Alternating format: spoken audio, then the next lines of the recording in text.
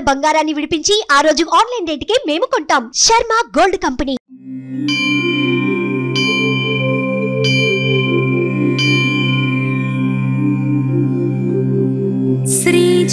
श्रीजानिरत्रितनया पतिरब्जगर्भ सर्वे च दैवतगणाः समहर्षयोमि एते भूतनिचयाः समुदीरयन्ति गायत्री लोकविनुते तव सुप्रभातम् पुष्पोच्चय प्रविलसत्करकञ्जयुग्मा गङ्गादिदिव्यतटिनी वरतीरदेशे श्वर्घ्यं समर्पयितु मन्त्रजनास्तवैते गायत्री लोकविनुते तव सुप्रभातम् कर्णेऽमृतं विकिरता स्वरसञ्चयेन सर्वे द्विजा श्रुतिगणं समुदीरयन्ति पस्याश्रमासध वृक्षतलेषु देवी गायत्री लोकविनुते तव सुप्रभातम् गावो महर्षिनिचयाश्रमभूमिभागात् गन्तुं वनाय सनकैः प्रयान्ति वत्सान् पयोमृतरसं ननु पायुयित्या गायत्री लोकविनुते तव सुप्रभातम् शिष्यप्रबोधनपरावरमौनिमुख्याः व्याख्यान्ति वेदगदितं स्फुटधर्मतत्त्वतम् स्वीयाश्रमाङ्गणतलेषु मनोहरेषु गायत्री लोकविनुते तव सुप्रभातम् श्रोत्रामृतं श्रुतिरवं कलयन्त एते विस्मृत्य गन्तुमटवीं फललाभलोभात् वृक्षाग्रभूमिषु वनेषु लसन्ति कीराः गायत्री लोकविनुते तव सुप्रभातम् मूर्तित्रयात्मकलिते निगमत्रयेण वेद्ये स्वरत्रय परिस्फुटमन्तरूपे तत्त्वप्रबोधन परोपनिषत्प्रपञ्चे गायत्री लोकविनुते तव सुप्रभातम् विश्वात्मिके निगमशीर्षवतं स्वरूपे सर्वागमान्तरुदिते वरतैजसात्मन् प्राज्ञात्मिके सृजनपोषण संहृतिस्थे गायत्री लोकविनुते तव सुप्रभातम् तुर्यात्मिके सकलतत्त्वगणानतीते आनन्दभोगकलिते परमार्थदत्री ब्रह्मानुभूतिवरदे सततं जनानां गायत्री लोकविनुते तव सुप्रभातम् तारस्वरेण मधुरं परिगीयमाने मन्द्रस्वरेण मधुरेण च मध्यमेन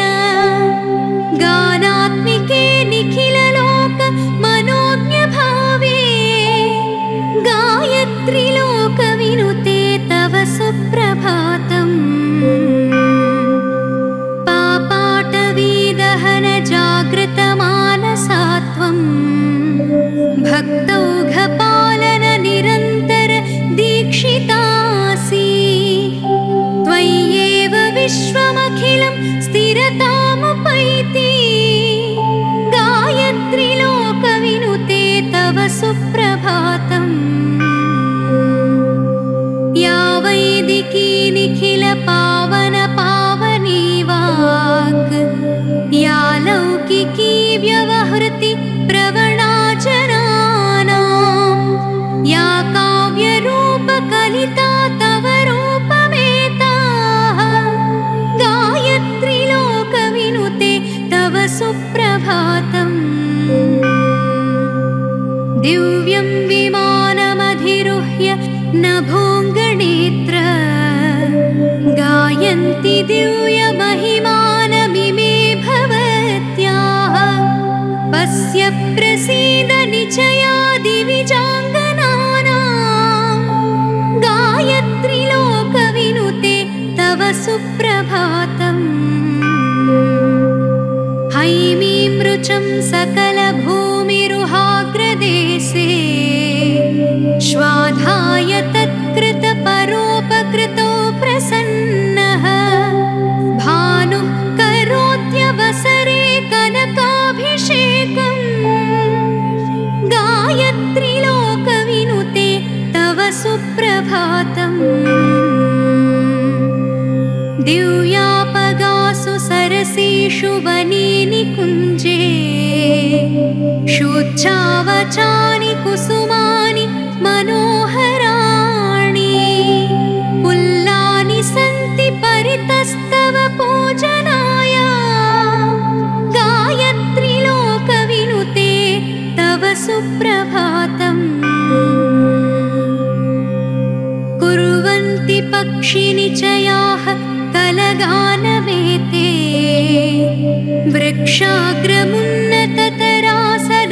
वृक्षाग्रमुन्नततरासनमाश्रयन्तः देवी त्वदीयमहिमानमुदीरयन्तो गायत्री लोकविनुते तव सुप्रभातम् विश्वेसि विष्णुभगिनि श्रुतिवाक्स्वरूपे तन्मातृके निखिलमन्तमयस्वरूपे गानात्मिके निखिलतत्त्वनिजस्वरूपे गायत्री लोकविनुते तव सुप्रभातम् तेजोमयि त्रिभुवनावनसक्तचित्ते सन्ध्यात्मिके सकलकालकलास्वरूपे मृत्युञ्जये जयिनि नित्यनिरन्तरात्मन् गायत्री लोकविनुते तव सुप्रभातम् त्वामेव देवि परितो निखिलानि तन्त्राण्याभाति तत्त्वमखिलं भवतीं विवृण्वत् त्वं सर्वदासि तरुणारुणदिव्यदेहे गायत्री लोकविनुते तव सुप्रभातम् नित्यासि देवि भवती निखिले प्रपञ्चे वन्द्यासि सर्वभुवनैः सततोद्यतासि धीप्रेरिकासि भुवनस्य चराचरस्य गायत्री लोकविनुते तव सुप्रभातम् वन्दामहे भगवतीं भवतीं भवाब्धि सन्तारिणीं त्रिकरणैः करुणामृताब्धे सम्पस्य चिन्मयतनो करुणार्द्रदृष्ट्या गायत्री लोकविनुते तव सुप्रभातम् त्वं मातृकामयतनुः परमप्रभावा त्वय्येव देवि परमः पुरुषः पुराणः त्वत्तः समस्तभुवनानि समुल्लसन्ति गायत्री लोकविनुते तव सुप्रभातम् त्वं वै प्रसूर्निखिलदेवगणस्य देवी त्वं स्तूयसे त्रिशवणं निखिलैश्च लोकैः त्वं देशका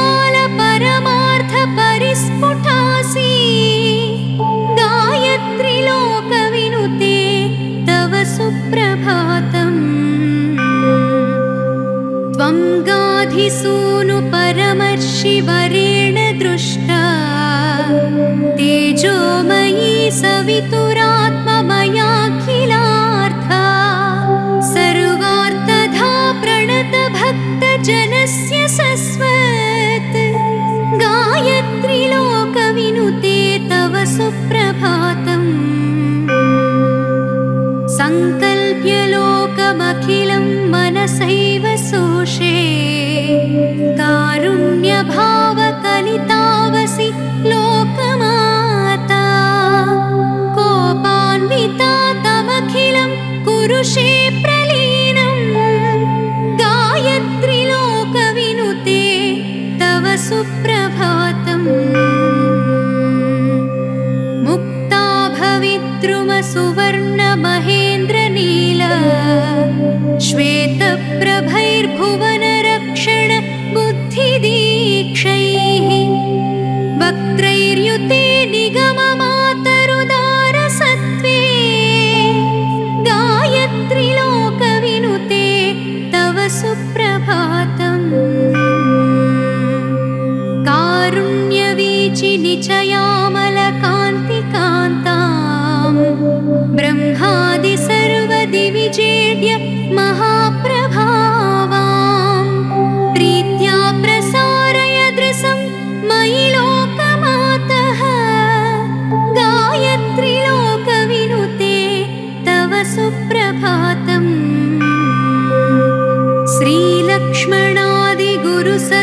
श्रीलक्ष्मणादिगुरुसत्करुणैकलब्ध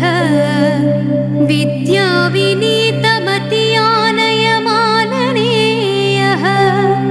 संसेवतेऽत्र भवतीं भुवतीं वचोभिः गायत्री लोकविनुते तव सुप्रभातम् गायत्री लोकविनुते तव सुप्रभातम् गायत्री लोकविनुते तव सुप्रभातम्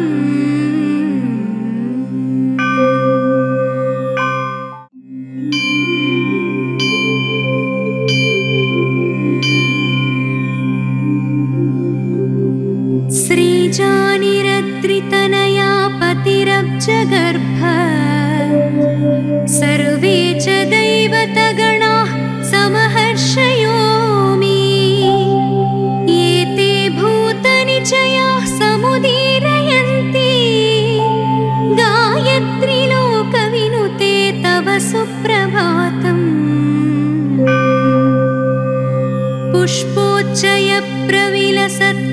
पुष्पोच्चयप्रविलसत्करकञ्जयुग्मा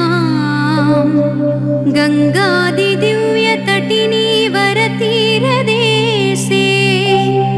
श्वर्घ्यं समर्पयितु मन्त्रजनास्तवैते गायत्री लोकविनुते तव सुप्रभातम् कर्णेऽमृतं विकिरता स्वरसञ्चयेन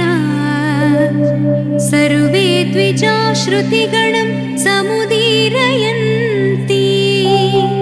पस्याश्रमासध वृक्षतलेषु देवी गायत्री लोकविनुते तव सुप्रभातम् गावो महर्षि निचयाश्रमभूमिभागात्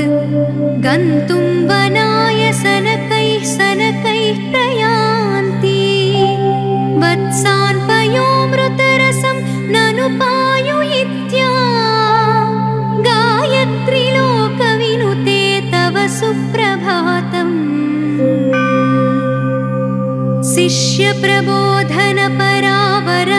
शिष्यप्रबोधनपरावरमौनिमुख्याः व्याख्यान्ति वेदगदितं स्फुटधर्मतत्त्वतम् स्वीयाश्रमाङ्गणतलेषु मनोहरेषु गायत्री लोकविनुते तव सुप्रभातम् श्रोत्रामृतं श्रुतिरवं कलयन्त एते विस्मृत्य गन्तुमटवीं फललाभलोभात् वृक्षाग्रभूमिषु वनेषु लसन्ति कीराः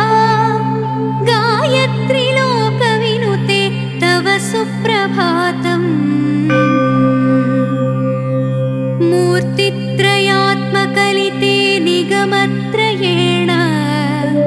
वेद्ये स्वरत्रय परिस्फुटमन्तरूपे तत्त्वप्रबोधन परोपनिषत्प्रपञ्चे गायत्री लोकविनुते तव सुप्रभातम् विश्वात्मिके निगमशीर्षवतं स्वरूपे सर्वागमान्तरुदिते वरतैजसात्मन् प्राज्ञात्मिके सृजनपोषण संहृतिस्थे गायत्री लोकविनुते तव सुप्रभातम् तुर्यात्मिके सकलतत्त्वगणानतीते आनन्दभोगकलिते परमार्थदत्री ब्रह्मानुभूतिवरदे सततं जनानां गायत्री लोकविनुते तव सुप्रभातम् तारस्वरेण मधुरं परिगीयमाने मन्द्रस्वरेण मधुरेण च मध्यमेन गानात्मिके निखिललोक मनोज्ञभावे गायत्री लोकविनुते तव सुप्रभातम् पापाटवीदहन जागृतमानसात्वं भक्तौघपालन निरन्तर दीक्षितासि त्वय्येव विश्वमखिलं स्थिरतामुपैति गायत्री लोकविनुते तव सुप्रभातम् या वैदिकी निखिल पावन पावनी वाक् या लौकिकी व्यवहृति प्रवणा जनानां या काव्यरूपकलिता तव रूपमेताः गायत्री लोकविनुते तव सुप्रभातम् दिव्यं विमानमधिरुह्य नभोऽङ्गणेत्र गायन्ति दिव्यमहिमानमिमे भवत्याः पश्य प्रसीद निचया दिविजाङ्गनानां गायत्री लोकविनुते तव सुप्रभातम्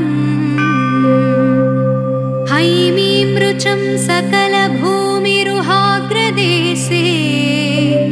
श्वाधाय तत्कृतपरोपकृतो प्रसन्नः भानुः करोत्यवसरे कनकाभिषेकम् गायत्री लोकविनुते तव सुप्रभातम् दिव्यापगासु सरसीषु वने निकुञ्जे शुच्छावचानि कुसुमानि मनोहराणि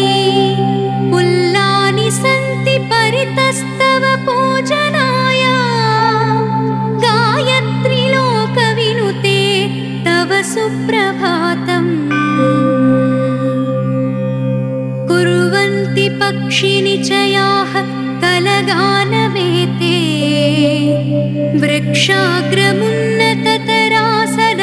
वृक्षाग्रमुन्नततरासनमाश्रयन्तः देवी त्वदीयमहिमानमुदीरयन्तो गायत्री लोकविनुते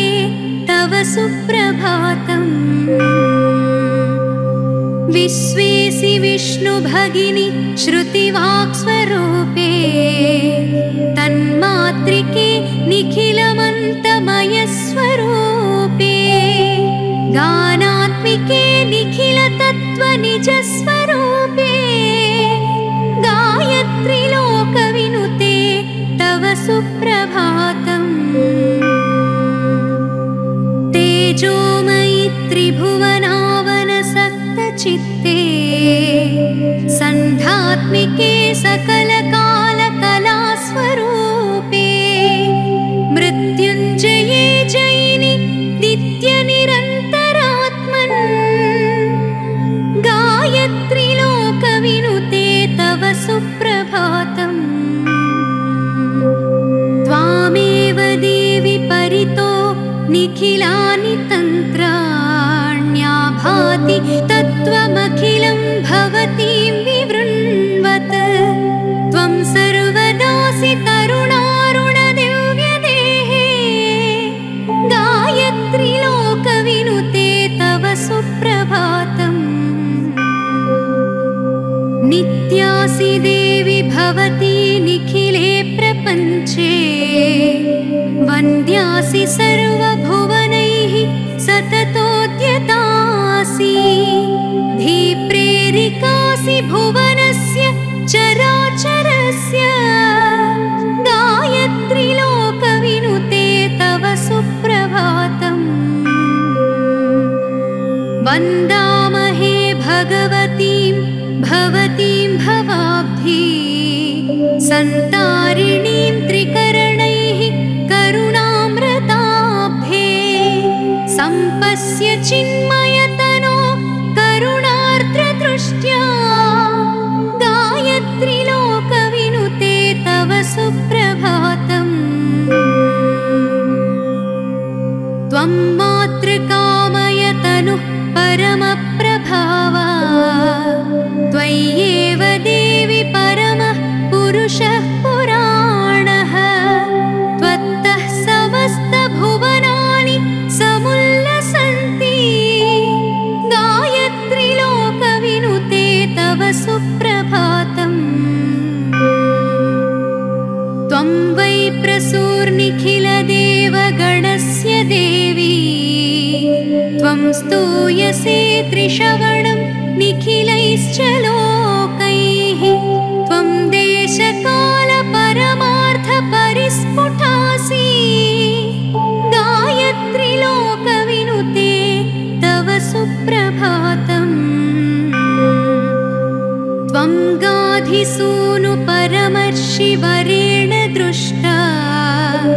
तेजोमयी सवितुरात्ममयाखिलार्था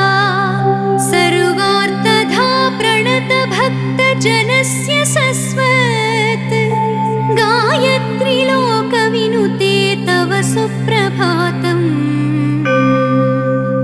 संकल्प्य लोकमखिलं मनसैव सोषे कारुण्यभावकलितावसि लोकमाता कोपान्विता तमखिलं कुरुषे प्रलीनं गायत्री लोकविनुते तव सुप्रभातम् मुक्ता भवितृमसुवर्णमहेन्द्रनील श्वेतप्रभैर्भुवनरक्षण बुद्धिदीक्षैः वक्त्रैर्युते निगममातरुदारसत्त्वे गायत्री लोकविनुते तव सुप्रभातम् कारुण्यवीचि निचयामलकान्तिकान्तां ब्रह्मादि सर्वदिविजेड्य महाप्रभावां प्रीत्या प्रसारय दृशं मयि लोकमातः गायत्री लोकविनुते तव सुप्रभातम्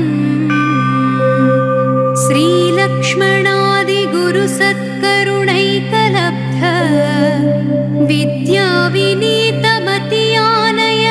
विद्याविनीतमतियानयमाननेयः संसेवतेऽत्र भवतीं भुवतीं वचोभिः गायत्री लोकविनुते तव सुप्रभातम् गायत्री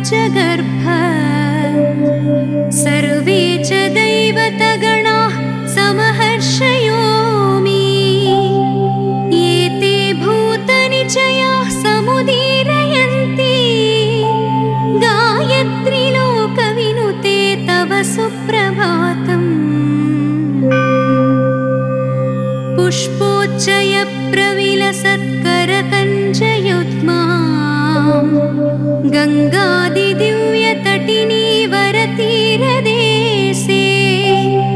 श्वर्घ्यं समर्पयितु मन्त्रजनास्तवैते गायत्री लोकविनुते तव सुप्रभातम् कर्णेऽमृतं विकिरता स्वरसञ्चयेन सर्वे द्विजा श्रुतिगणं समुदीरयन्ति पस्याश्रमासध वृक्षतलेषु देवी गायत्री लोकविनुते तव सुप्रभातम् गावो महर्षि निचयाश्रमभूमिभागात् गन्तुं वनाय सनकैः प्रयान्ति वत्सान् पयोमृतरसं ननु पायुयित्या गायत्री लोकविनुते तव सुप्रभातम्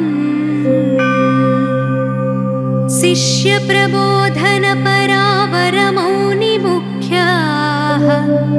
व्याख्यान्ति वेदगदितं स्फुटधर्मतत्त्वतम् स्वीयाश्रमाङ्गणतलेषु मनोहरेषु गायत्री लोकविनुते तव सुप्रभातम् श्रोत्रामृतं श्रुतिरवं कलयन्त एते विस्मृत्य गन्तुमटवीं फललाभलोभात् वृक्षाग्रभूमिषु वनेषु लसन्ति कीराः गायत्री लोकविनुते तव सुप्रभातम् मूर्तित्रयात्मकलिते निगमत्रयेण वेद्ये स्वरत्रय परिस्फुटमन्तरूपे तत्त्वप्रबोधन परोपनिषत्प्रपञ्चे गायत्री लोकविनुते तव सुप्रभातम् विश्वात्मिके निगमशीर्षवतं स्वरूपे सर्वागमान्तरुदिते वरतैजसात्मन् प्राज्ञात्मिके सृजनपोषण संहृतिस्थे गायत्री लोकविनुते तव सुप्रभातम् तुर्यात्मिके सकलतत्त्वगणानतीते आनन्दभोगकलिते परमार्थदत्री ब्रह्मानुभूतिवरदे सततं जनानां गायत्री लोकविनुते तव सुप्रभातम् तारस्वरेण मधुरं परिगीयमाने मन्द्रस्वरेण मधुरेण च मध्यमेन गानात्मिके निखिललोक मनोज्ञभावे गायत्री लोकविनुते तव सुप्रभातम् पापाटवीदहन जागृतमानसात्वं भक्तौघपालन निरन्तर दीक्षितासि त्वय्येव विश्वमखिलं स्थिरतामुपैति गायत्री लोकविनुते तव सुप्रभातम्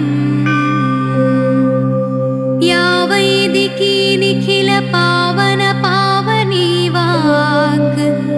या लौकिकी व्यवहृति प्रवणा जनानां या काव्यरूपकलिता तव रूपमेताः गायत्री लोकविनुते तव सुप्रभातम् दिव्यं विमानमधिरुह्य नभोऽङ्गणेत्र गायन्ति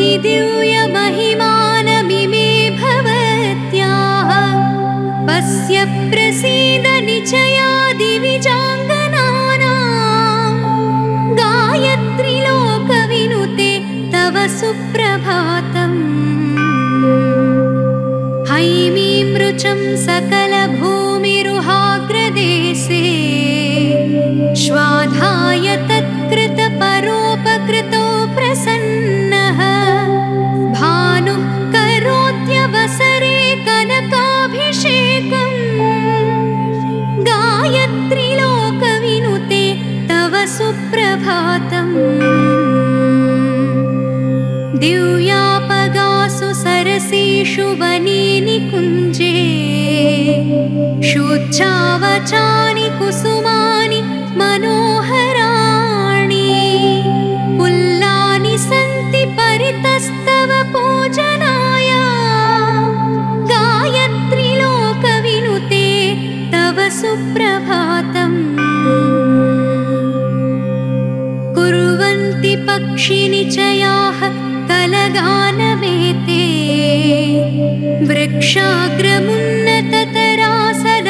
वृक्षाग्रमुन्नततरासनमाश्रयन्तः देवी त्वदीयमहिमानमुदीरयन्तो गायत्री लोकविनुते तव सुप्रभातम् विश्वेसि विष्णुभगिनि श्रुतिवाक्स्वरूपे तन्मातृके निखिलमन्तमयस्वरूपे गानात्मिके निखिलतत्त्वनिजस्वरूपे गायत्री लोकविनुते तव सुप्रभातम् तेजोमयि त्रिभुवनावनसक्तचित्ते सन्ध्यात्मिके सकलकालकलास्वरूपे मृत्युञ्जये जयिनि नित्यनिरन्तरात्मन् गायत्री लोकविनुते तव सुप्रभातम् त्वामेव देवि परितो निखिलानि तन्त्राण्याभाति तत्त्वमखिलं भवतीं विवृण्वत् त्वं सर्वदासि तरुणारुणदिव्यदेहे गायत्री लोकविनुते तव सुप्रभातम् नित्यासि देवि भवती निखिले प्रपञ्चे वन्द्यासि सर्वभुवनैः सततोद्यतासि धीप्रेरिकासि भुवनस्य चराचरस्य गायत्री लोकविनुते तव सुप्रभातम् वन्दामहे भगवतीं भवतीं भवाब्धि सन्तारिणीं त्रिकरणैः करुणामृताब्धे सम्पस्य चिन्मयतनो करुणार्द्रदृष्ट्या गायत्री लोकविनुते तव सुप्रभातम् त्वं मातृकामयतनुः परमप्रभावा त्वय्येव देवि परमः पुरुषः पुराणः त्वत्तः समस्तभुवनानि समुल्लसन्ति गायत्री लोकविनुते तव सुप्रभातम् त्वं वै प्रसूर्निखिलदेवगणस्य देवी त्वं स्तूयसे त्रिशवणं निखिलैश्च लोकैः त्वं देशकालपरमार्थपरिस्फुटासि गायत्री लोकविनुते तव सुप्रभातम् त्वं गाधिसूनु परमर्षिवरेण दृष्टा तेजोमयी सवितुरात्ममयाखिलार्था सर्वार्थधा प्रणतभक्तजनस्य सस्वत् गायत्री लोकविनुते तव सुप्रभातम् संकल्प्य लोकमखिलं मनसैव सोषे कारुण्यभावकलितावसि